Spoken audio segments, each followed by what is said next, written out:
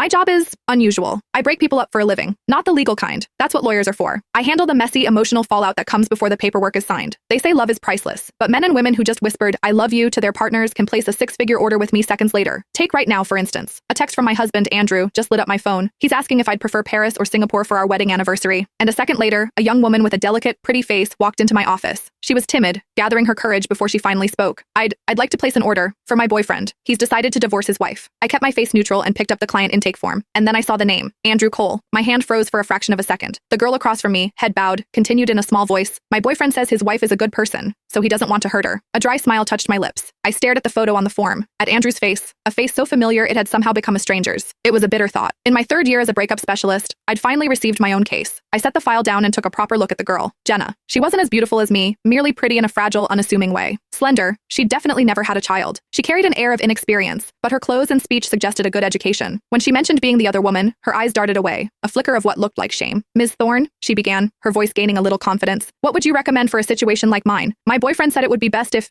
the woman initiated the divorce herself. They've been together a long time, you see. It would be awkward." She bit her lip, offering a shy, almost innocent smile. If I wasn't absolutely certain she didn't recognize me, I would have thought she was mocking me to my face. I stretched my lips into a professional smile. "Ms. Bird," I said, using her last name from the form, "how long have you and he been together?" The question seemed to catch her off guard. "What?" I raised my voice slightly, keeping it steady. "Before I can propose a strategy, I need to understand every detail of your relationship." Understanding dawned on her face. She nodded, her voice as bright and cheerful as a songbird's. But with every word she spoke, another piece of my smile chipped away. "We've been together for 3 years. We met at the hospital." She blushed, a soft pink dusting her cheeks. "His family member was having surgery, something serious, I think. He was so scared, just smoking in the hallway. I was passing by and, well, I said a few words to comfort him." She gave a self-conscious laugh. "We got to talking, and less than a week later, he asked me to be his girlfriend." As I listened to her sweet recollection, a sharp, violent pain lanced through my chest. "Was the day you met today?" I asked, my voice dangerously calm. Her eyes widened in disbelief. "Yes. How did you know?" I managed a faint smile, my eyelashes trembling as I looked down. Of course I knew. Because 3 years ago today, I was at City General, giving birth to my first and only child with Andrew. Doing the math, while he was meeting her in a hospital hallway, I was on an operating table, a difficult labor that turned into an emergency C-section. I had passed out 3 times. The memory, once a testament to my strength, now felt like a dose of slow-acting poison, spreading through my veins. I took a silent, deep breath and forced myself to ask the next question. "Are you aware that he has a child? A daughter? She's 3, just started preschool." "Of course," she said, the timidity on her face replaced by a casual shrug. "What about it? He's already promised me," she continued, "that after the divorce, I'll be her new mom. She's just a little kid, you know? They don't really know the difference. Over time, she'll accept whoever is there. Don't you think so, Ms. Thorne?" My knuckles turned white as I gripped the file. I nodded, my voice betraying nothing. "Yes, you're right. Too bad you'll never get the chance." My agreement seemed to open the floodgates. She leaned forward, eager to share more, to brag. "He even showed me a picture of his wife. She has this long